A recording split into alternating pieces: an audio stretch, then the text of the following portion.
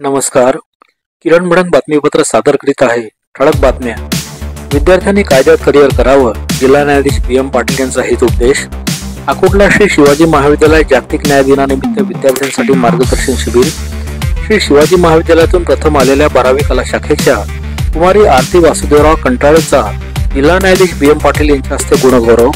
आता सविस्तर बातमी. समाजात न्यायाधीश, वकील व पोलिसांविषयी नकळत भीती आहे. शिक्षण, संवाद व जनजागृतीपर कार्यक्रमांनी ही भीती दूर होऊ शकते. त्यातही वकील हा अत्यंत पवित्र व्यवसाय आहे. हा व्यवसाय अन्यायग्रस्तांना न्याय देण्याचं कार्य करतो. ग्रामीण भागातले विद्यार्थी समजूतदार असतात, त्यांना सभोवतीचं ज्ञान असतं. या विद्यार्थ्यांनी कायद्यात करिअर करावं, यासाठी अकोट तालुक्यात विधी महाविद्यालय असावं. विधी स्नातक विद्यार्थ्यांना वकिली व्यवसायासह करिअर प्रगतीसाठी 18 ते 19 संधी प्राप्त होऊ शकतात, असा हितोपदेश जिल्हा न्यायाधीश व अकोटच्या तालुका विधी सेवा समितीचे अध्यक्ष BM पाटील यांनी दिला. मंगळवार तारीख 16 जुलै 2024 ला सकाळी दर्यापूर मार्गावरील श्री शिवाजी महाविद्यालयात जागतिक न्याय दिनानिमित्त आयोजित कायदेविषयक मार्गदर्शन शिबिरात अध्यक्ष भाषण करताना न्यायाधीश श्री पाटील विद्यार्थ्यांसमोर बोलत होते.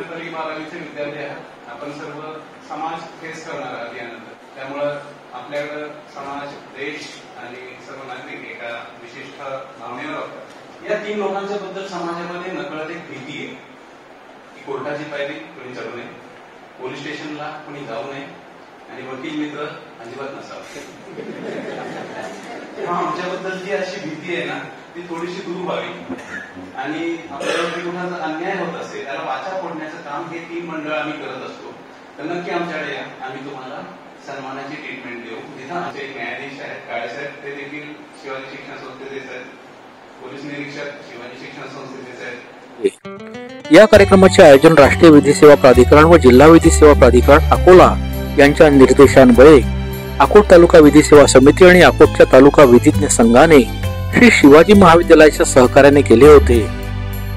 न्यायाधीश श्री पाटील पुढे म्हणाले की ग्रामीण भागात शिक्षण घेणारे विद्यार्थी मोठ्या पदांपर्यंत जातात. अकोटचे सुपुत्र न्यायाधीश आशिष आयचित आज मंत्रालयात विधी व न्याय विभागात सहसचिव आहेत. ही अकोटसाठी घोषणावह बाब आहे. एक विषय निघाला म्हणून सांगतो. आज आपल्याच अकोटचे आमच्यासोबत न्यायाधीश म्हणून सिलेक्ट झालेले आशिष आयचित म्हणून आहेत या अकोटचे सुपुत्र. तर ते आज मंत्रालयामध्ये सचिव आहेत विधी व न्याय विभागात. तर असेच लोक आहेत, सगळे आपल्यासारखेच लोक आहेत की जे खूप मोठे झालेले आहेत. त्यामुळे आपण खूप चांगल्या पोस्टवरती आहोत, आपण चांगल्या पेडेस्टलवर आहोत, कारण आपली मन ना पोल्युटेड नाही. ग्रामीण भागातील विद्यार्थी शिस्तप्रिय सुद्धा आहेत. या विद्यार्थ्यांनी 12वी नंतर LLB करावे. पदवीनंतर LLB केले तरी चालेल, परंतु त्यासाठी अकोटला विधी महाविद्यालय असणे नितांत आवश्यक आहे. त्याशिवाय कायद्याच्या शिक्षणानंतर पुढे प्रगतीसाठी खूप स्कोप आहे. 18 ते 19 करिअर विषयक प्रगतिकारक सुसंधी लाभतात, असे न्यायाधीश श्री पाटील म्हणाले.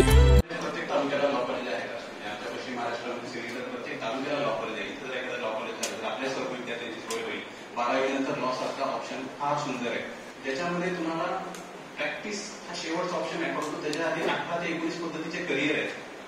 म्हणजे आपल्याला जज ऍडमिनिस्ट्रेटर जनरल म्हणून एक प्रकार आहे JAG, की जो आपल्याला शॉर्ट सर्व्हिस कमिशन मध्ये कमिशन पोस्ट मिळते, कलेक्टरच्या लेवलची पोस्ट मिळते. तर अशा पोस्ट बऱ्याच आहेत. LLB करायचं असेल तर 12वी नंतरच करा, ठीक आहे. ग्रॅज्युएशन नंतर केलं तरी वाईट नाही. आपल्याला एक असं वाटतं की कोर्टामध्ये खऱ्याचं खोट्याचं फरक करणारे वकील असतात. नाही, वकील सरकार पवित्र जॉब नाही, हे मी लिहून देऊ शकतो. अत्यंत पवित्र जॉब आहे, कारण आपण एका न्यायदानाने. वैयक्तिक माहिती देताना न्यायाधीश श्री पाटील यांनी त्यांचे शिक्षण सातारा कोयना परिसरातील भूकंप प्रवण क्षेत्रातील शेड असलेल्या शाळेत झाल्याचे सांगितले. त्यांनी झोपडपट्टी भागातील भटक्या जमातीतील मुलांना शिक्षणाच्या मुख्य प्रवाहात आणण्याची अपेक्षा वजा सूचना केली. माझं वैयक्तिक जिथं शिक्षण झालं तर ते आमचा भाग हा भूकंप प्रवण आहे. म्हणजे तिथं भूकंप फार व्हायचे. म्हणजे जर तुम्ही सातारा आणि कोयना वगैरे एरिया बघितलं तर भूकंप फार व्हायचा. भूकंपामुळे आमच्या कॉलेजला परमनंट बिल्डिंग नव्हती, शेड होते. शेड म्हणजे चारी बाजूला उभे असायचे. तर त्या शेडमध्ये आमचं शिक्षण व्हायचं. लैंगिक गुन्ह्यापासून बालकांचे संरक्षण म्हणजेच पोक्सो कायदा 2012, शिक्षणाचा हक्क, परिवहन नियम या विषयांवर बोलताना त्यांनी न्याय अन्यायातील फरकही समजावून सांगितला. मित्रांनो, न्याय म्हणजे काय असतं आणि अन्याय म्हणजे काय असतं अत्यंत सुंदर भाषेत सांगितलं. जे माझं नाही ते मी नाही घेणार, मात्र जे माझं आहे ते मी घेणारच. हा न्याय. बाकी काय असतं माझी गोष्ट जर मला नाही मिळाली तर माझ्यावर अन्याय होतो, आणि माझी गोष्ट जी माझी नाही, मी दुसऱ्याची कुणाची तरी गोष्ट जर मी हिसकावून घेतली तर तो दुसऱ्यावर अन्याय आहे. भारताच्या लोकसंख्येमध्ये कदाचित आमच्या न्यायसंस्थेला न्याय प्रक्रियेत थोडासा विलंब लागतोही, त्याचं आम्ही जबाबदारी स्वीकारतो. असंख्य गुन्ह्यांसाठी उपयोगात येणारा मोबाईल संच जणू मानवी अवयवच झाला आहे, असे न्यायाधीश श्री पाटील म्हणाले. या आधुनिक काळात असंख्य गुन्ह्यांसाठी मोबाईलचा गैरवापर होत आहे. पोलिसांच्या ताब्यात असलेल्या संशयास्पद इसमाच्या जवळील मोबाईल संचावरून त्याची बरीच माहिती मिळू शकते. मोबाईलच्या अतिवापरामुळे डोळे व कानाच्या डॉक्टरांकडून तसेच मानसोपचार तज्ञांकडून उपचार घेण्याची वेळ येऊ शकते. त्यामुळे मोबाईलचा अतिवापर टाळा व मोबाईलवर जे कायदेशीर आहे तेच पहा, असा सल्ला न्यायाधीश श्री पाटील यांनी दिला. की आपले 90% गुन्हे हे आपल्या एका अवयवामुळे होतात. कुठला? मोबाईल. कारण आपला मोबाईल हा आपला अवयव झाला आहे. मित्रांनो, त्याचा आपण किती वापर करतो, त्यामध्ये स्क्रीन टाइम किती असतो, आणि आपण कुणाला काय मेसेज पाठवतो, कुणाला काय फॉरवर्ड करतो, हे जर त्या मोबाईलला बोलता येत असतं तर अख्खा पंचनामा आपला मोबाईल केला असता. त्यामुळं ते जे आपण आपल्या खिशात आपलं पिल्लू पाळलेलं आहे ते आपला कधीतरी पंचनामा करणार. त्यामुळे त्या पिल्लाला तितकंच खाद्य द्या जितकं लिगल असेल. आपण त्याच्यावरून काय मेसेज पाठवतोय, तुम्ही काहीही म्हणा, सगळ्यांचा मोबाईल आहे आणि सगळेजण रील्स बघतात. ठीक आहे, किती रील्स तुम्ही पूर्ण बघितल्या याचा एकदा स्वतःलाच उत्तर द्या. आपण रील्स बघायचं आपल्याला पेशन्स नाही. आपण 3 वर्ष एलएलबी कसे करणार, आपण 4 वर्ष इंजिनिअरिंग कसं करणार, 5 वर्ष एमबीबीएस कसं करणार. या कार्यक्रमात प्रमुख अतिथी म्हणून दिवाणी न्यायाधीश वरिष्ठ स्तर MS काळे, सहदिवाणी न्यायाधीश कनिष्ठ स्तर द्वय BB चव्हाण व AS शेख, शहर पोलीस निरीक्षक अमोल माळवे, श्री शिवाजी शिक्षण संस्थेचे उपाध्यक्ष गजाननराव पुणकर, श्री शिवाजी महाविद्यालयाचे प्राचार्य डॉक्टर सुनील पांडे, अकोट विधिज्ञ संघाचे अध्यक्ष ॲडव्होकेट सुबोध पळसपगार, उपाध्यक्ष ॲडव्होकेट महेश देव, सचिव ॲडव्होकेट राधिका देशपांडे, ज्येष्ठ विधिज्ञ advocate Kishor Deshpande, advocate Ratan Palaspagar, advocate Rajesh Tayde, advocate Vijay Chavan, advocate Satish Ugale, advocate Abhay Wadalkar, समाजसेवक विजय जितकर, राजेश राहुलकर आदी मान्यवर उपस्थित होते. प्रारंभी मान्यवरांच्या हस्ते महाविद्यालयाच्या परिसरातील छत्रपती श्री शिवाजी महाराज व शिक्षण महर्षी भाऊसाहेब उपाख्य डॉक्टर पंजाबराव देशमुख यांच्या अर्धाकृती पुतळ्याचे पूजन व हारार्पण करण्यात आले.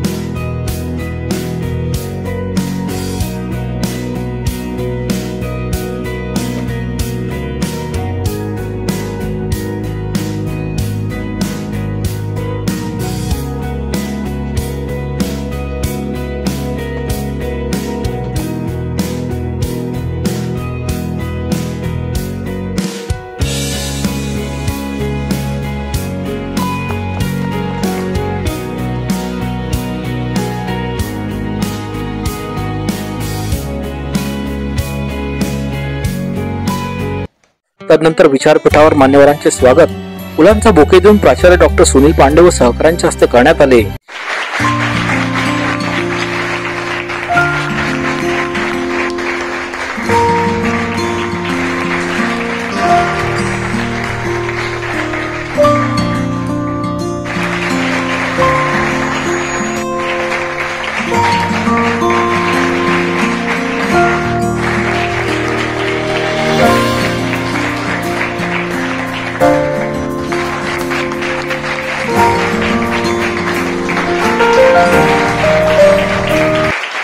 यानंतर मार्गदर्शन शिबिराला प्रारंभ झाला. प्रास्ताविक तालुका विधिज्ञ संघाच्या सचिव ॲडव्होकेट राधिका देशपांडे यांनी केले. विद्यार्थ्यांना त्यांच्या कायदेविषयक अधिकारांची माहिती करून देण्यासाठी या कार्यक्रमाचे आयोजन केल्याचे त्यांनी सांगितले. विद्यार्थ्यांना त्यांच्या अधिकारांसंबंधी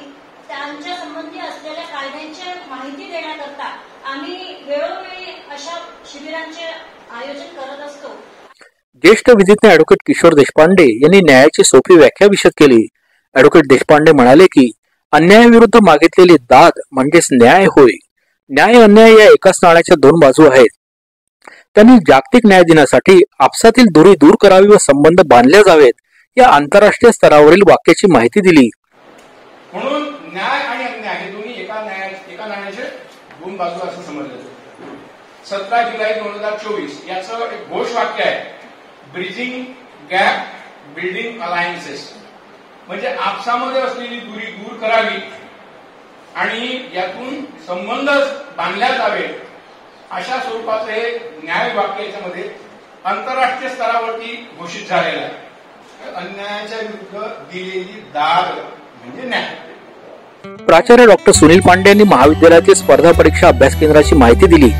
या केंद्रात अभ्यास करून यशस्वी झालेले असंख्य विद्यार्थी आज महत्वाच्या पदांवर नियुक्त होऊन महाविद्यालयाला सहकार्य करत असल्याचे त्यांनी सांगितले. की कॉम्पिटिटिव्ह एक्झाम स्टडी सेंटर आहे, 150च्या वर विद्यार्थी आमचे त्याच्यामध्ये वेगवेगळे प्लेस झालेले आहेत. एका मंत्रालयामध्येच आमचे 15 ते 20 विद्यार्थी मुंबईला आहेत. ॲडव्होकेट राजेश तायडे यांनी पोक्सो कायद्याविषयी आवश्यक माहिती दिली. या कायद्याची अंमलबजावणी 14 नोव्हेंबर 2012ला बालक दिनापासून करण्यात येत असल्याचे त्यांनी सांगितले. बालकांचे लैंगिक गुन्ह्यापासून संरक्षण करणे हा या कायद्याचा उद्देश असल्याचे ते म्हणाले. ज्या मुली वय वर्ष 18च्या खाली आहेत त्यांनी घरून ते शाळेपर्यंत येत असताना त्या समस्येला तोंड द्यावं लागते, ज्यातून त्यांची छेडछाड होते, त्यांचा पाठलाग केला जातो, त्यांचा विनयभंग केला जातो, त्यांच्यावर रेप होतात, असे बरेचसे घटना आज घडत आहेत. त्याच्या संरक्षणाकरता हा पोस्को ऍक्ट 2012 मध्ये आलेला आहे. संस्थेचे उपाध्यक्ष ॲडव्होकेट गजाननराव पुणकर यांनी शिक्षणाच्या मूलभूत अधिकाराविषयी माहिती दिली. ते म्हणाले की देशाचे पहिले कृषी मंत्री व शिक्षण महर्षी भाऊसाहेब उपाख्य डॉक्टर पंजाबराव देशमुख यांना शिक्षण घेताना खूप कष्ट पडले. देशातील शेतकरी व शेतमजुरांच्या मुलांना शिक्षण मिळणे ही काळाची गरज असल्याचे त्यांना जाणवले. सध्या मराठा आरक्षणाचे आंदोलन सुरू आहे, परंतु त्याकाळी भाऊसाहेबांनी त्यांच्या संपर्कातल्या लोकांना दस्तऐवजांवर कुणबी लिहिण्यास सांगितले होते. विदर्भातल्या लोकांनी ते ऐकल्यामुळे फायदा झाला. भाऊसाहेब देशमुख देशाच्या घटना समितीत प्रमुख सदस्य होते. भारतरत्न डॉक्टर बाबासाहेब आंबेडकरांनी भाऊसाहेबांच्या कार्यकुशलतेची प्रशंसा केली होती. या देशाची घटना जेव्हा तयार झाली तेव्हा घटना समितीचे अध्यक्ष होते डॉक्टर बाबासाहेब आंबेडकर आणि त्या घटना समितीचे एक प्रमुख सदस्य डॉक्टर पंजाबराव देशमुख होते. भाऊसाहेबांनी जे काम त्या घटना समितीमध्ये केलं त्याच्यावर डॉक्टर बाबासाहेब आंबेडकरांनी असं म्हटलं होतं, भाऊसाहेब आपण जर नसते तर ही घटना आंधळ्या माणसाने लिहिलेल्या माणसासाठी झाली असती. हे वाक्य खूप मोठं आहे. अनेक लोकांना माहित आहे आज महाराष्ट्रामध्ये सगळ्यात मोठं कुठलं आंदोलन चालू असेल तर ते मराठी रिझर्वेशनचं आहे. डॉक्टर पंजाबराव देशमुख हे विदर्भातले होते, पापडचे राहणारे होते आणि त्यांनी प्राथमिकतेनं जेव्हा जेव्हा त्यांच्या कॉन्टॅक्ट मधले असलेल्या लोकांना आपल्या खरेदीवर किंवा विक्री डॉक्युमेंट्सवर तुम्ही कुणबी हा शब्द लिहा, हा तेव्हा भाऊसाहेबांनी ते मार्गदर्शन केलेलं आहे विदर्भामध्ये सुरुवातीला आणि विदर्भातल्या मॅक्झिमम लोकांनी ते ऐकलं. आज त्याचा किती फायदा झाला हे तुम्हाला आम्हाला सगळ्यांना दिसत आहे. तसं भाऊसाहेब देशमुखांनी स्वप्न पाहिलं होतं, त्यांच्या लक्षात आलं होतं. त्यांनी त्यांचं स्वतःचं शिक्षण गावापासून परदेशापर्यंत पूर्ण केलं. त्याच्यामध्ये काय त्रास झाला आणि त्याच्यानंतर जेव्हा ते पहिले कृषी मंत्री देशाचे झाले तेव्हा त्यांच्या असं निदर्शनास आलं की या देशातील शेतकरी शेतमजूर हा जो ग्रामीण भागामध्ये राहणारा माणूस आहे याच्या मुलाला शिक्षण मिळणे ही काळाची गरज आहे. शहर पोलीस निरीक्षक अमोल माळवे यांनी परिवहन नियमांची माहिती देताना कायदा व नियमांचे पालन करण्यास सांगितले. महाविद्यालयात अनेक विद्यार्थी 18 वर्षांखालील असल्याने त्यांनी वाहन चालवू नये व पालकांनीही त्यांच्या हातात वाहन देऊ नये असे सुचविले. जे असे बेकायदेशीर कृत्य करतील त्यांची टीसी डायरेक्ट त्यांच्या हातात द्यावी अशी महाविद्यालयाला सूचना केली. पोलीस निरीक्षक माळवे यांनी पुण्यातील चर्चित पोर्शे कार प्रकरणाचे उदाहरण दिले. परिवहन एक बाब आहे, परंतु त्यात एक शब्द जोडलेला आहे, तो आहे नियम. आणि जीवनात आपण अनेकदा ऐकतो की नियमित अभ्यास करावा, नियमित आपला एक्सरसाइज व्यायाम करावा. कॉलेजचे प्रिन्सिपल आणि इतर सर्व प्राध्यापक वर्गांना विनंती वजा सूचना देतो की आपण आपल्या विद्यार्थ्यांवर आपल्या शाळेपासूनच नियम लावा की बिलो 18 कोणी वाहन चालू जो आनंद त्याची डायरेक्टली टीसी त्याच्या हातात दिला जाईल। आज कायदा हे म्हणतो की बाबा मुलं तर जबाबदार आहेच अठराच्या खाली, परंतु जो वाहन मालक आहे, जे पालक आहेत, ज्यांनी हे वाहन त्यांच्या हातात दिलेलं आहे तेही त्याला जबाबदार आहे। श्री शिवाजी महाविद्यालयातून प्रथम आलेली 12वी कला शाखेची 87.83% गुण प्राप्त असलेली विद्यार्थिनी कुमारी आरती वासुदेवराव कंटाळेचा गुणगौरव जिल्हा न्यायाधीश BM पाटील यांच्या हस्ते वृक्षरोपटे भेट देऊन करण्यात आला। त्यावेळी टाळ्या वाजवून उपस्थितांनी तिचे अभिनंदन केले।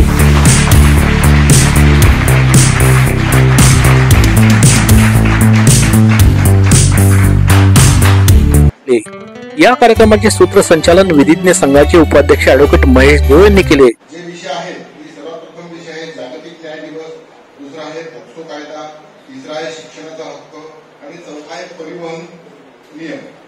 तर आभार ॲडव्होकेट रतन पळसपगार यांनी मानले। या कार्यक्रमाला अमूल्य असं मार्गदर्शन केलं त्याबद्दल मी त्यांचे या ठिकाणी मनपूर्वक आभार मानतो।